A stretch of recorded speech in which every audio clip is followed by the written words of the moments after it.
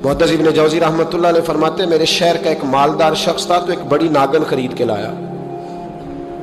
नागन सोने का अंडा देती थी नागन, और अंडा सोने का अंडा देती थी।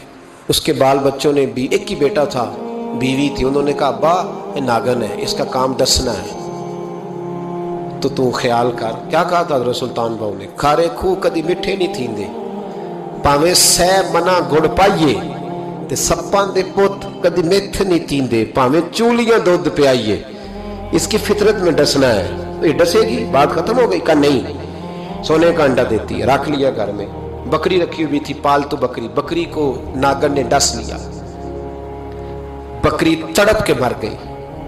बीवी और बेटा कहने लगे ख्याल कर, बकरी को डस लिया ना उसने कहा बकरी कितने की? का 6 दिनार की। सोने का अंडा कितने का? 50,000 दिनार का। तो कहने लगा छोड़ो, अंडा तो मिल रहा है ना, अगरचे नागन है, अंडा तो आ रहा है ना। कुछ दिनों के बाद घर में घोड़ा रखा था, घोड़े को डस लिया, तड़प के मरा घोड़ा। उसको फिर समझाया बीवी और बेटे ने कि बस कर दे, ये नागन है, ये डसेगी। उसने कहा घोड़ा कितने का? 20 दिनार का। तो अंडा कितने का? 50,000 दिनार का। तो छोड़ो, घोड़ा मरने तो नया ले आएंगे। अल्लाह अकबर। एक नौकर घर में रखा था जानवरों को चारा डालने को। अचानक उसने चारा जो उठाया तो अंदर वो नागन बैठी थी। उसने हाथ पे डसा, गरीब ने चीखें मारी, चीखें। और गरीबों की चीखें लोगों को सुनाई नहीं ना देती। गरीबों की चीखें लोग दरवाजे बंद कर लेते हैं। लोगों ने इसलिए काले शीशे लगाए हैं कारों को कि गरीबों की चीखें ना दिखाई दे ना सुनाई दे। नागन ने डसा, चीखने लगा नौकर, लेकिन गरीब का खून भी सस्ता होता है ना, उसका सारा वजूद जहर से फट गया।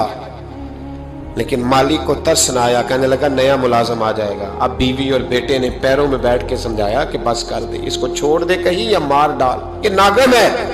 उसने कहा पागल हो गए हो, कभी सोने का अंडा देखा है? सोने का अंडा देती है। वक्त गुजरने लगा, चंद महीने सुकून के गुजरे, लोग बात भूल गए। एक दिन सवेरे सवेरे कमरे से मां के रोने की आवाज आई, और जब अम्मा चीखी, खामन दौड़ा तो कहने लगी ले तेरे सोने के अंडे बच गए। और वो देख मेरे बेटे को डस के बिस्तर से उतर गई है। वो देख मेरा इकलौता बेटा। अभी बेटे को उठा के तबीब के पास ले जाने ही लगे थे, वो अपने घर के दरवाजे तक पहुंचा था कि जनाब इजराइल पहले तशरीफ ले आए।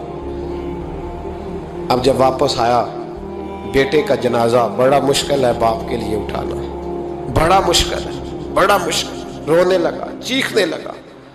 एक बेटा वो भी पर्दा कर गया। जनाजा उठा, लोग उसको दफन करने के लिए निकले तो मां ने भी सारा सामान समेटा। मां ने भी वापस आके कहने लगा तू कहां जा रही है? कहने लगी इस वेड़े में, इस सहन में मेरे बेटे की मौत हुई, यहां सोने के अंडे बचे पर मेरा बेटा नहीं बचा। मैंने उस आंगन को क्या करना है जिसमें सोना तो पड़ा हो पर बेटा मां पुकारने वाला हो ही कोई ना। मेरी तो सारी आरज़ुएं उजड़ गई, तेरे लालच ने हर चीज तबाह कर दी। कहने लगा मैं इसे मार डालूंगा, निकाल दूंगा, कब क्या फायदा। तो खत्म हो गई बात। दे कदरा कुछ कदर न जाती, कीती खूब तसल्ली हूं, दुनियादार पुजारी जर दे, कुत्तियां दे गल टल्ली हूं, अब क्या फायदा। बीबी निकली तो शख्स चौक में आया, डंडा लिया, नागन को मारा। और इब्न जौज़ी फरमाते हैं वो पागलों की जिंदगी बसर करता था।